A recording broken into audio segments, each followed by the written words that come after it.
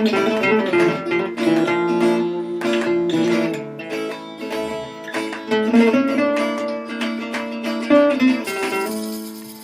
and welcome to Talk Football. My name's Tommy Hay and I'm joined by Kieran Quayle, the editor of Get Spanish Football News Online. How's everything, Kieran? Everything's good here, Tommy. Getting excited now about the return of football next week. So it's finally coming back. It feels like every podcast we've been doing has been talking about the return of it, but it's actually getting close now at this stage. Looking forward to that. How are you keeping? Not bad, yeah. Same as you. Excited to have the football back, and the lockdown period, not the lockdown period, but the state of alarm is set to finish on the 21st of June. So we'll hopefully be seeing some more changes, get a bit more freedom and return back to normal. But obviously the big news is football back in the 11th of June.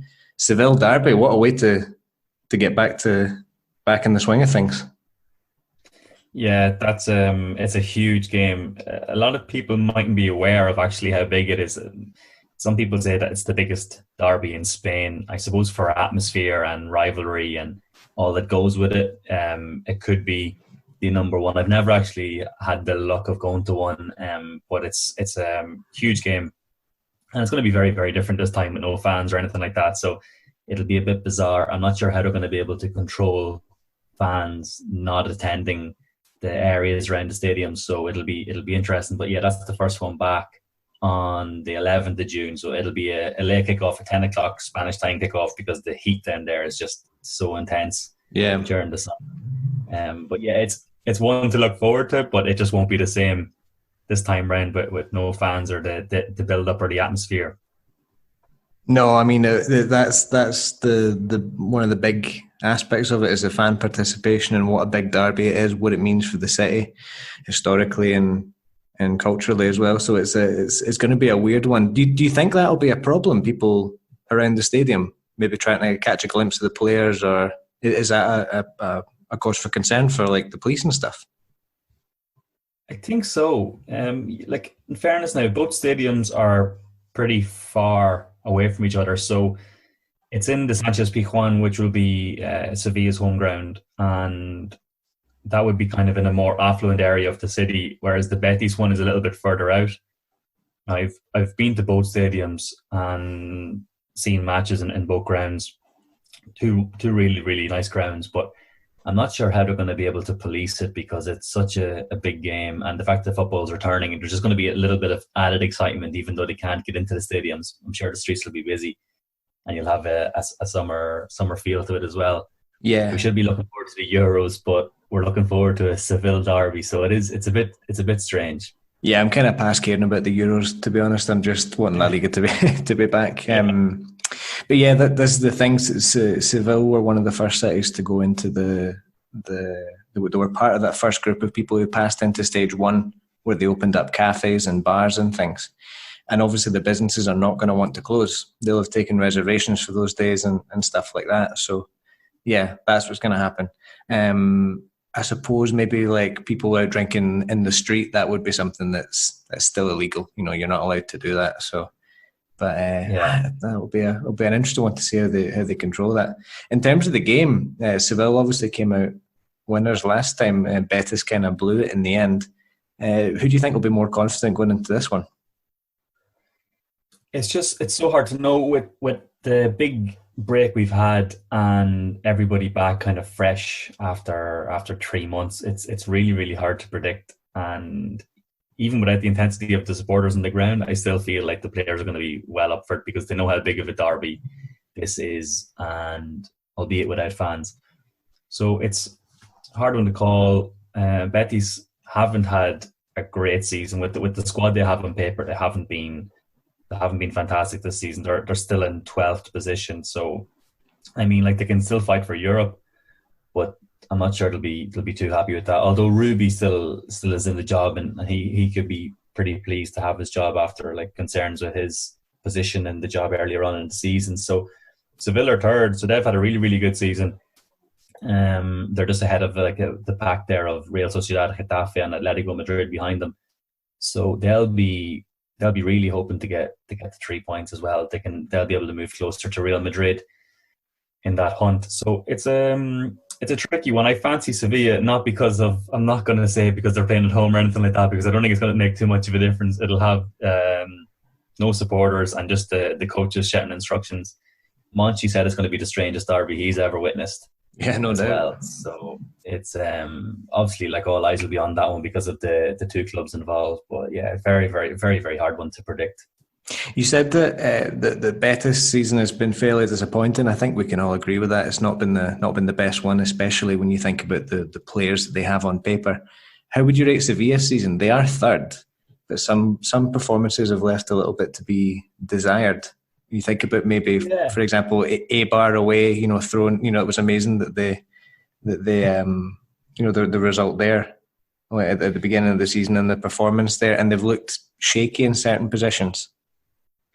Yeah, I mean, look, it's Lopetegui's first season, so if he was told at the beginning of the season you're going to finish third, he would have taken your hand off for that. I think it's looking at the table. Yeah, they're third. Their goal difference is only +10, so they haven't been hammering teams. They've been winning 1-0 and 2-0 here and there.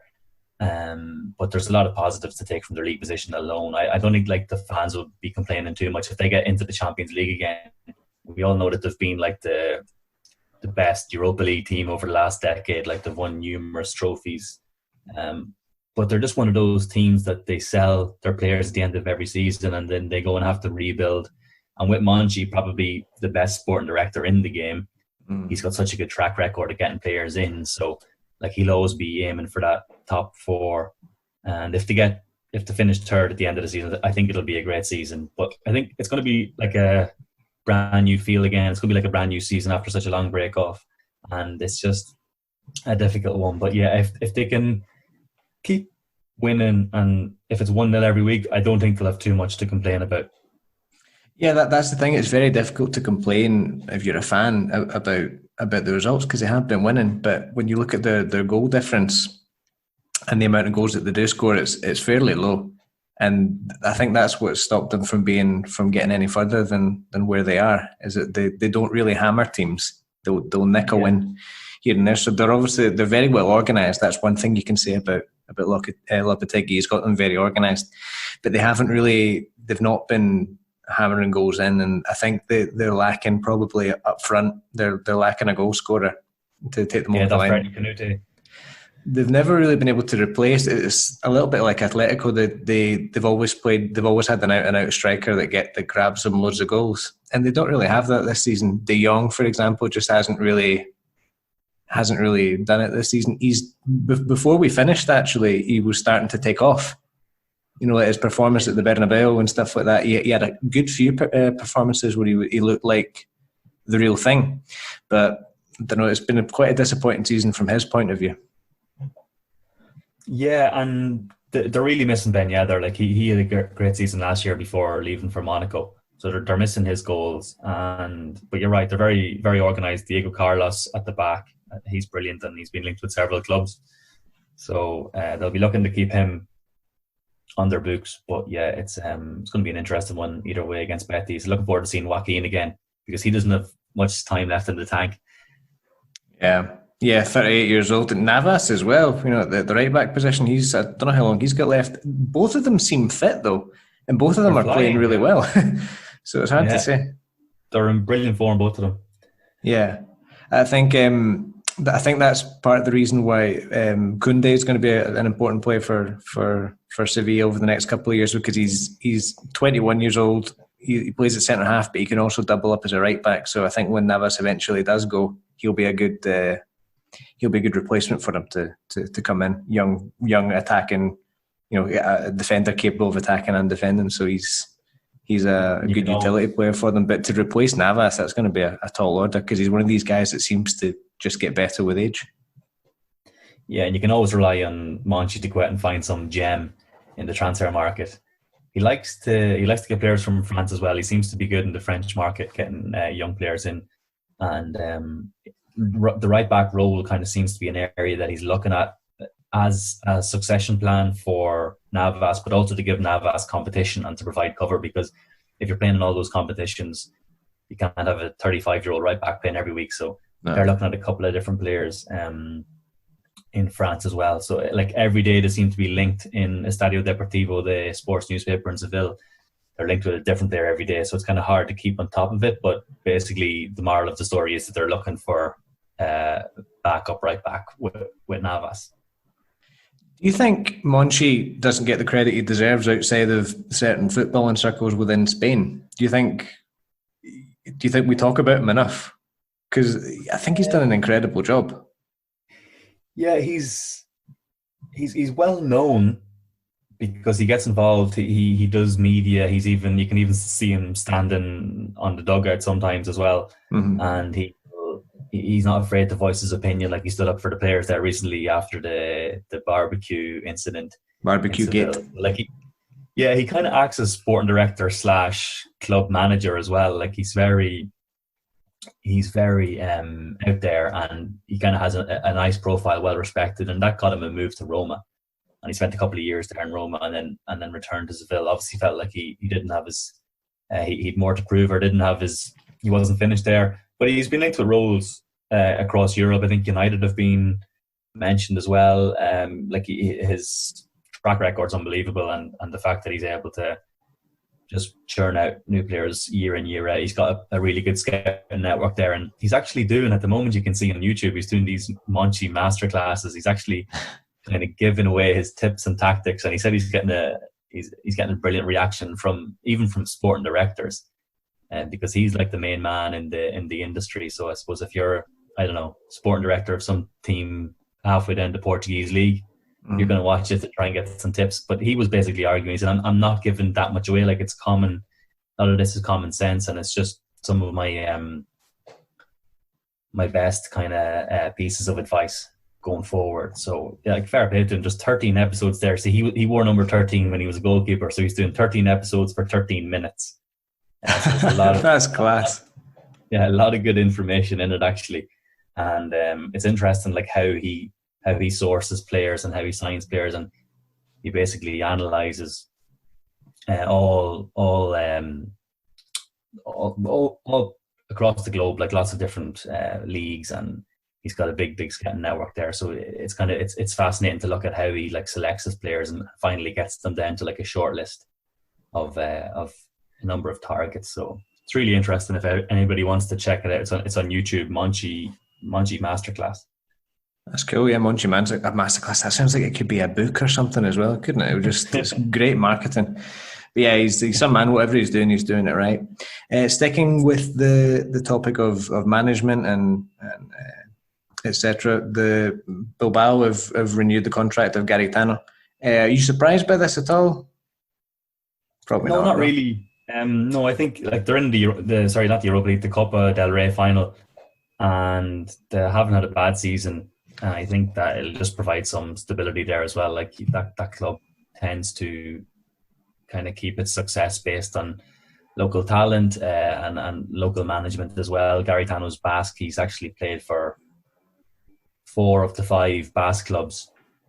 So he's been with Alaves, Real Sociedad, Eibar, and Athletic Club as well. So yeah, it doesn't really come as too much of a surprise. I think he's fully deserved of that extension, and it'll be interesting to see if he can win the Copa del Rey final for them. Yeah, whenever that takes place.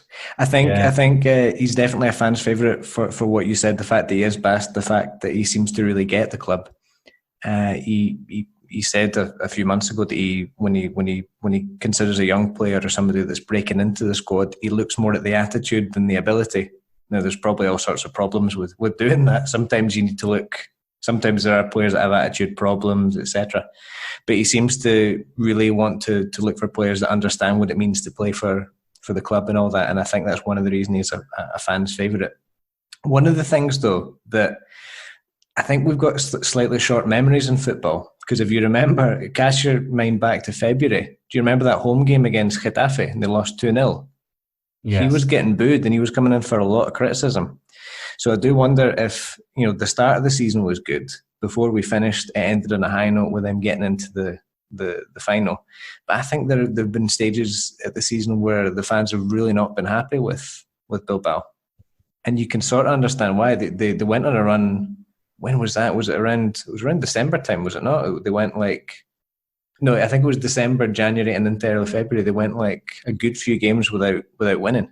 Lots of Yeah. losses and draws. So I don't know. I think the cup has helped cover up for a couple of shortcomings in that team.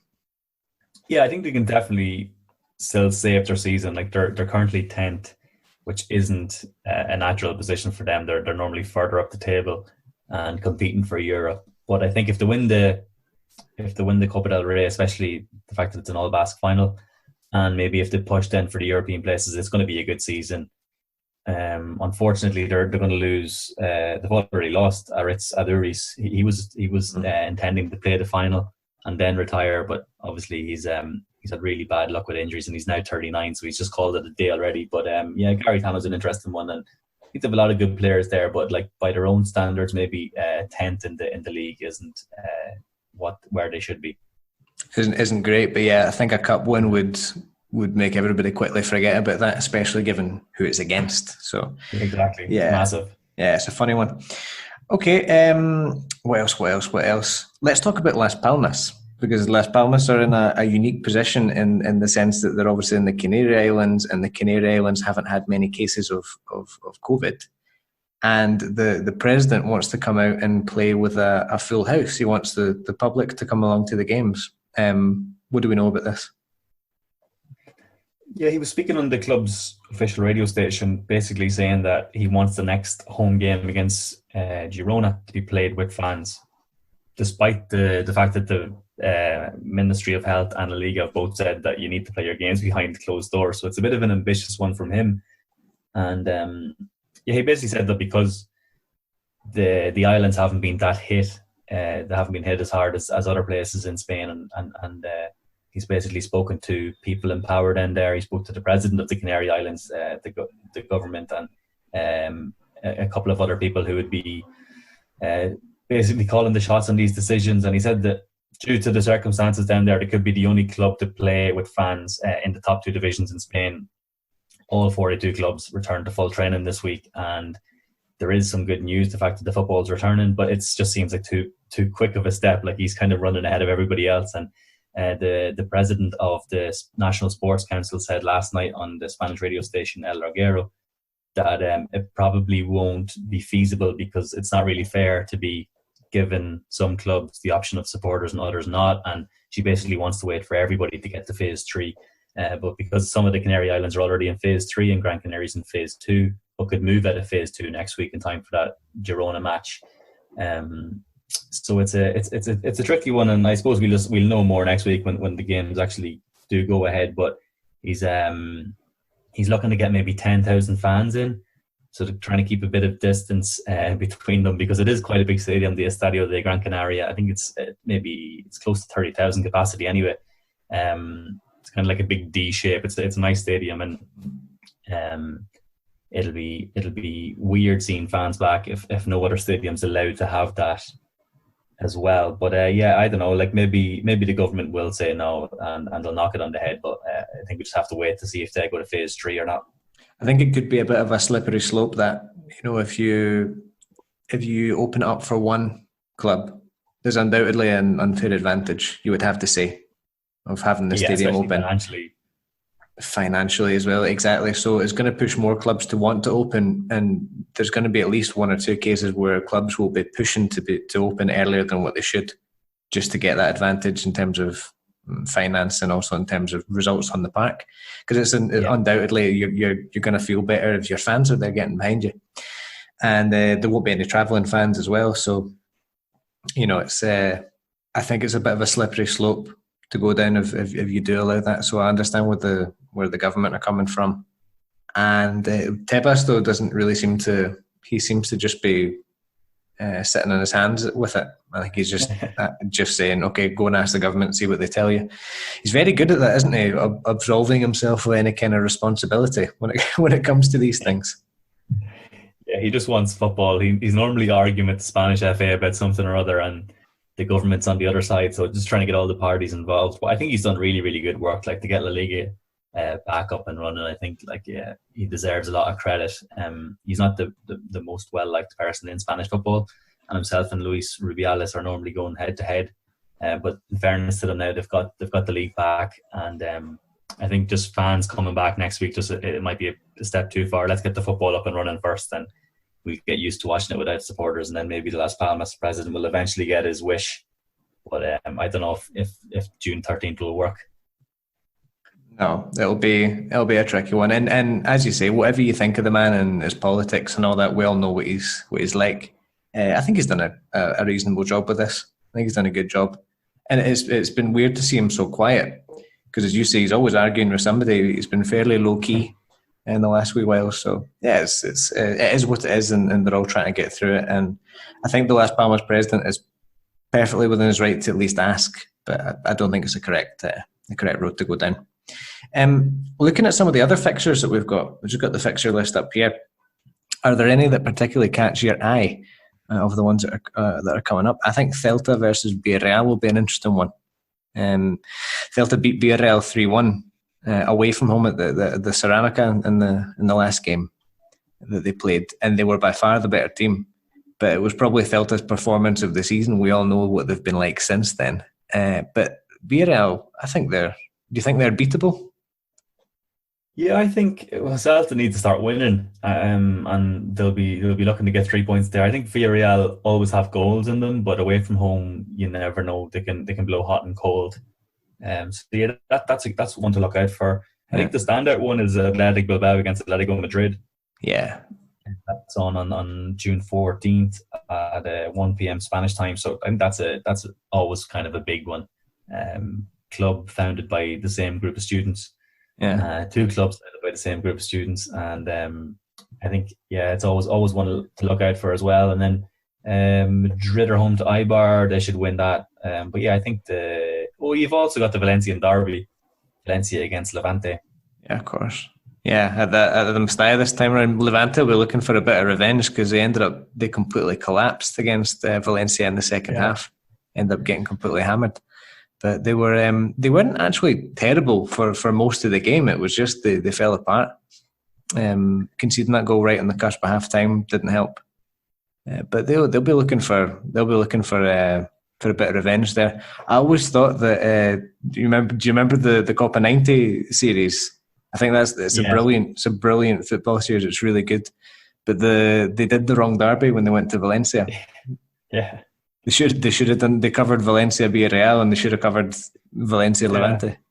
I met Ellie, who produces that and directs the program, and he regretted it. He said he recorded it, and he only realized when he got to Valencia that he was actually doing the wrong thing, and he'd already made the connections at Villarreal to do it and record it and go up and interview people around the club. But I think it turned out quite well. But he was traveling 15 minutes up the road to Castellón, and he just needed to take a 10-minute walk down the road to go to Levante and interview people there and actually find out about it. And Levante is even older than Valencia. They're the oldest club in the city. But 1909. They were founded in Valencia in 1919. Yeah. So they're around quite a bit. Cool family club there.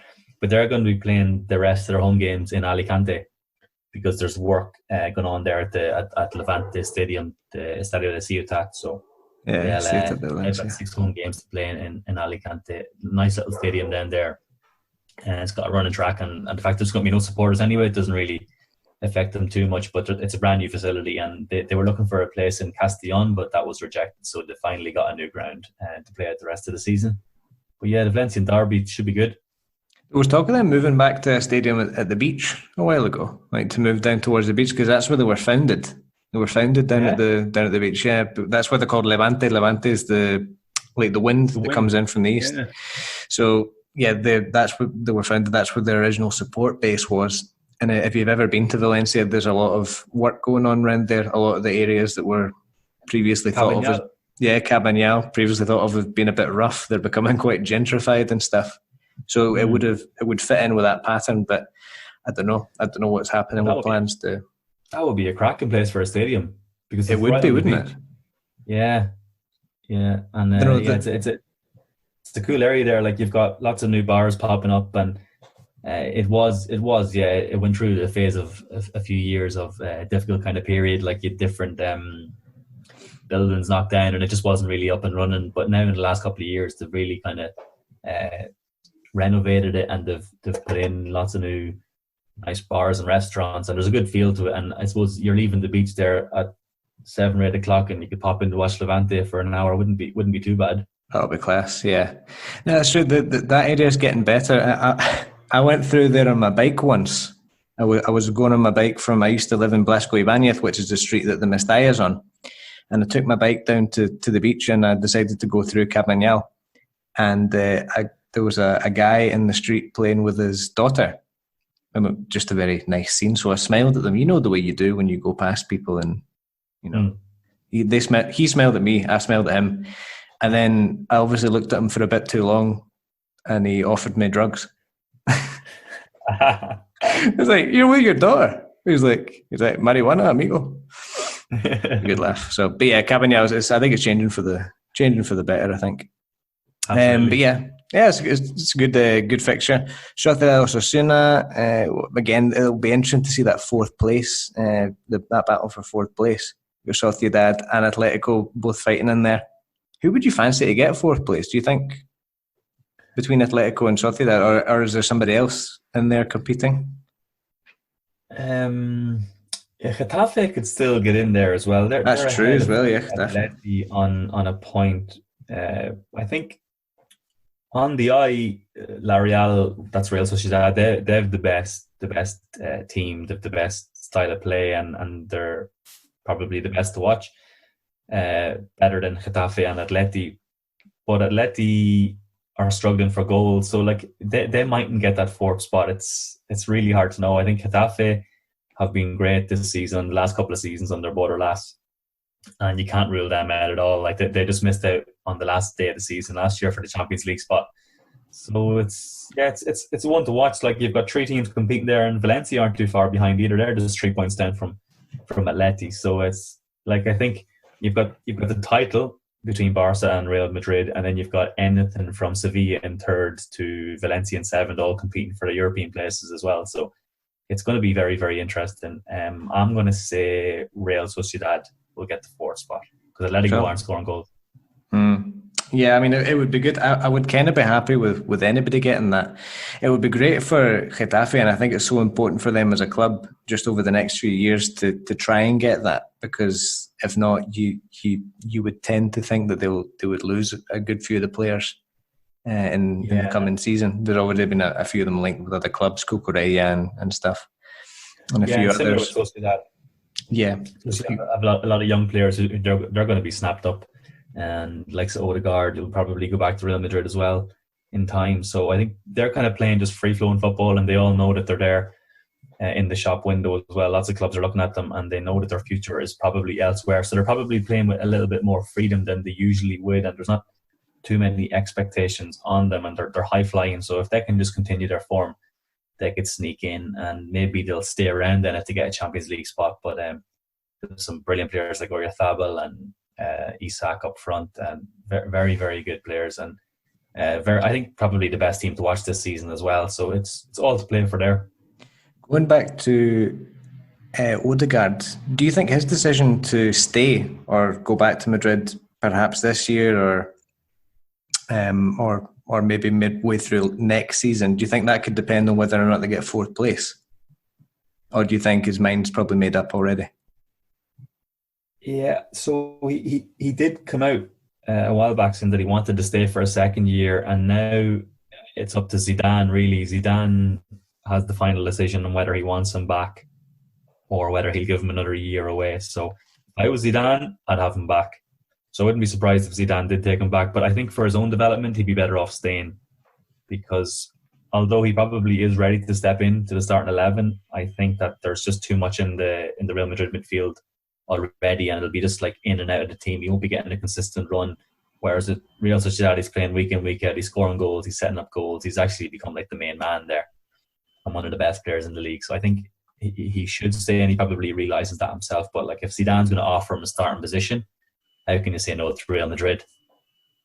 That's it, but there's one thing of being offered a starting position and then actually getting it, because we all know what it's like there. You can go down there, have one or two bad performances, and you're out the team. Whereas he's got so much more freedom at Sociedad, but I suppose the best players are going to want that pressure. They do want that pressure when they sign for Real Madrid, and almost all of them know exactly what they're getting into.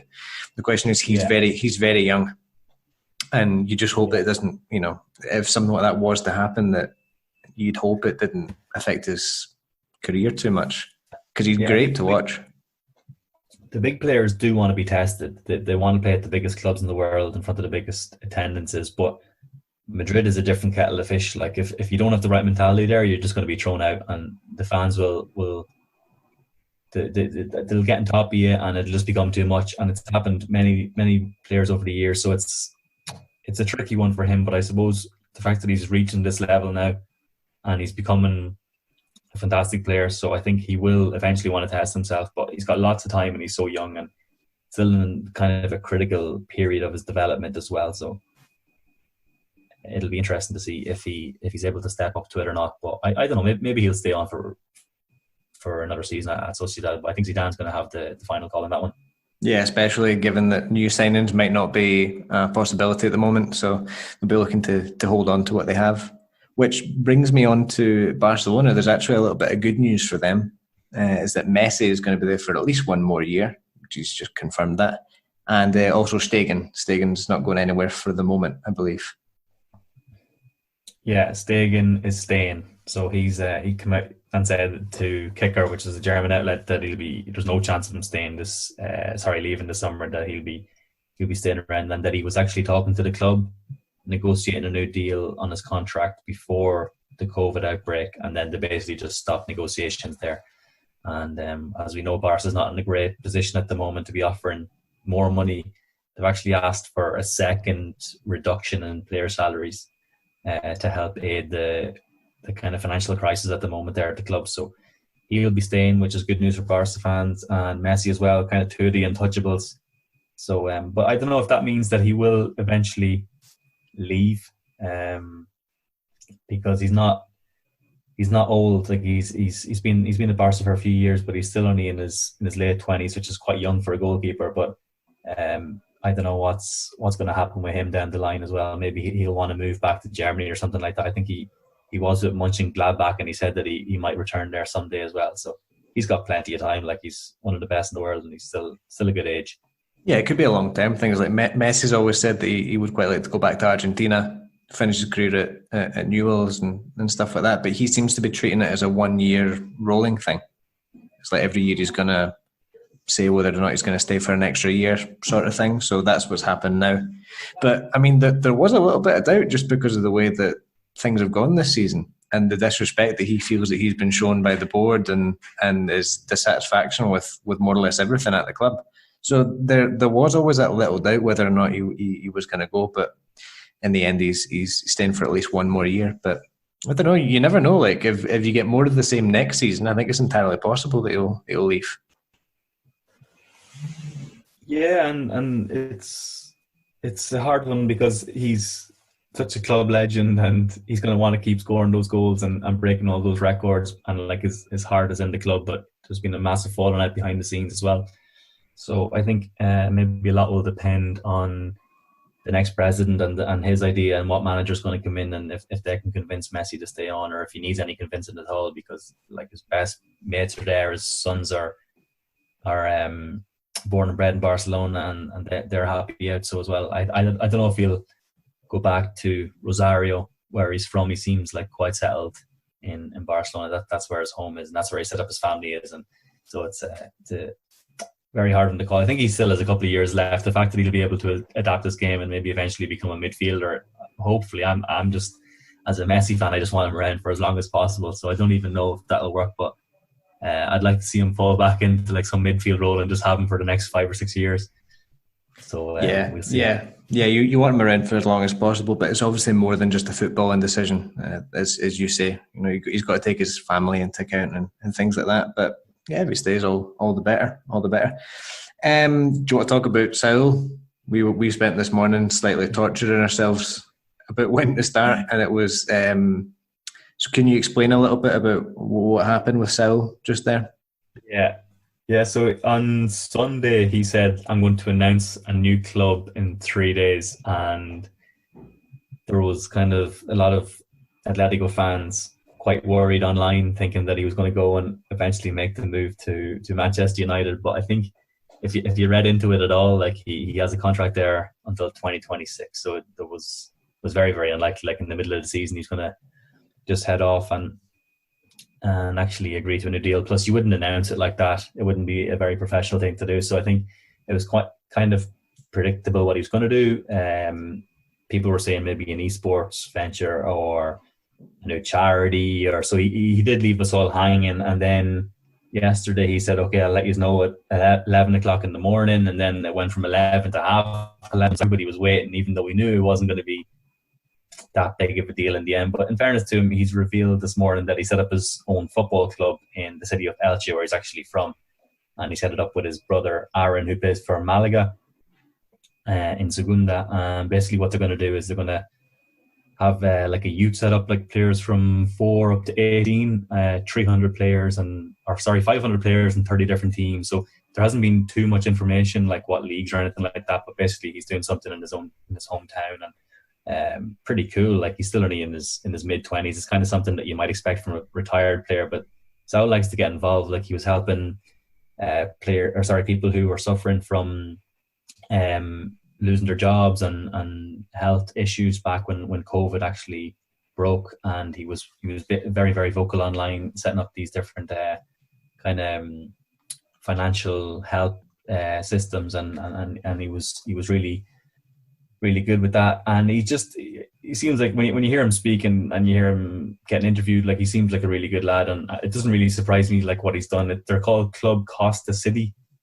So he's got the Instagram page there, and the Twitter page and website on his own Twitter handle. So it should be a fun venture for him. But I wonder, like when you're a professional player, I know you've lots of free time, but like the likes of Simeone there, is he thinking, okay, like why are you focusing on other things? We want you here. We want to get a Champions League spot. Like you're one of our main players. Like him, Koke, Thomas Partey are like the main players there with All Black. And you're just thinking, okay, fair enough. Maybe he's got lots of people like behind the scenes doing the work, doing social media. Maybe he's just like kind of monitoring the whole thing. But as a footballer, would you not want your player just focused on football and not have these kind of side things? It's got a touch of the PK thing about it as well. Remember him with the Davis Cup, and he was getting a lot of criticism because Barca weren't playing particularly well, and he was working around the clock. Like he was saying in interviews that, you know, he wasn't sleeping and stuff, or he was getting 4 hours of sleep a night and stuff like that. So you get 4 hours of sleep a night, and then you're expected to go out and train in the morning. So he was coming in for a fair bit of criticism. But obviously, you know, these guys have got to do stuff when they finish their career. They can't just sit about, because that's dangerous, you know. And you see a lot of people going that way, and it ends badly for them. So I think it's good I think it's good that they're getting out and actually doing stuff with their lives. Albeit, Saul is very young, isn't he, to be doing that? I think he's 26 maybe. But I suppose when you have that profile and you've got the money behind you, like you've got the financial backing in the middle of a financial crisis, like he's got cash reserves and he's able to go out and do these things. So I suppose he could argue, well, I'm in my prime, like I've got money, I've got contacts, I've got everything going here, and he can actually probably provide employment now. He can actually get people in, coaches in, physios, sports science. So he could argue, no, I'm actually boosting the local economy. So it's a pretty cool project. I just don't know why he made it such a big PR stunt. Got a bit of attention, I suppose. That's the most important thing. But yeah, it was predictably underwhelming. I think some people that were expecting like a Man United transfer. I did notice a lot of people in England, like on English Twitter, really convinced that he was going to sign for Man United. I suppose United did. I mean, was it 106 million they paid for Pogba? It was around that. I'm not sure. 106 million euros, I think it was. A lot of money. Yeah, a fair whack. And so it's like, you know, clubs do crazy things, but that would have been kind of unprecedented if a signing had been done in that way, with a weird kind of promo announcement, you know, days before. And I don't know, strange things happen in football sometimes with signings, and you know the money in it now is crazy. We were talking a little bit before about the Joao Felix transfer.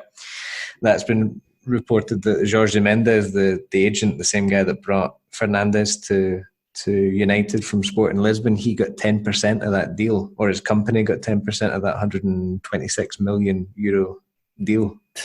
Mental. Totally mental. But that guy is, I mean, between that and the Fernandes transfer, he could probably retire now, couldn't he? He could retire on the island that Cristiano Ronaldo bought for him for his birthday. One of his best pals. Ronaldo bought him an island. Yeah, he bought him an island for his birthday. That's like some. I don't know how I feel about islands and celebrities now after the whole Epstein thing. You know what to get me now, Tommy, for my next birthday? One of those Shetland Islands. Yeah. There are a few really small ones. Oh, there's Rockall in Rockall that used to be part of Ireland, and then the British annexed it in the 70s. Oh, did they? Yeah. Yeah, the Wolf Tones have got a song called "Rock On, Rockall." Oh yeah. Nobody lives on it. It's just seagulls. But I think it was the last outpost of the British Empire, 1970s. You never heard that song? I don't recognize the title. I always had you down as a big fan of the Wolf Tones as well, but there you go. Clearly not. Clearly not a super fan. But yeah, try to think. Anything else to talk about? We've gone through the fixtures: Las Palmas, Garitano, Messi and Stegen. If we go back in the 11, just get the football back. That's it then. Really, looking forward to it now, and gonna have laptop out, phone out, and just try to have as many devices as possible to watch it all. Because you've got it spread over 4 different days. Like each game week isn't just going to have 10 fixtures on the same day. Like the games return on the 11th of June. So you've got two games and then 4 games on the Saturday. And then, it's the Sevilla game is the first. Then you've got 2 games. Then you've got 4 on the Saturday, and then you've got 3 on the Sunday. So they're spreading them out. So you've got football every day. So you're not going to be stuck. Are you mentally prepared for a game every day? Oh, I don't know. I'm going to have to figure something out because I will be watching them. But from the pick there from the first game week, I'll definitely watch Sevilla Betis. Then on the Friday night, I'll watch Valencia Levante, and then Saturday, maybe Mallorca Barca, and then Sunday Atleti and Atletico Madrid. But the games are on. So for example, you've got 3 on the Sunday, but there's a morning one, an afternoon one, and a night one. So you're saying you're going to watch one a day, but it could lead to 2 or 3. It's just going to be an absolute marathon. It'll be like the World Cup without most of the quality. It's a very good way to put it. Like the World Cup without most of the quality. We'll see what it's like. I don't think I'm going to get sick of it, but I will need to find a football life work balance, I suppose, in the next week. In fact, it's just a pure one-off. I think we'll just have to enjoy it. Yeah, I will. I cannot wait. Well, this will be our last weekend with no football, which is more than welcome now. I know, I don't know. I'll maybe treat this weekend as a break and try not to think about football, and then every weekend for the foreseeable future will be all football. So yeah, I think I'll go to Terrassa, have a beer this weekend. That'll be my plan. Sounds lovely. Yeah. Sounds lovely. We still have the pubs closed here, so I'm pretty jealous. Oh, yeah. I don't envy you at all. Okay, well, thank you, thank you all for joining us today. We'll see you again next week for the last podcast before the football all kicks off. Thank you for joining, and we'll see you again soon. Adios. Hasta luego.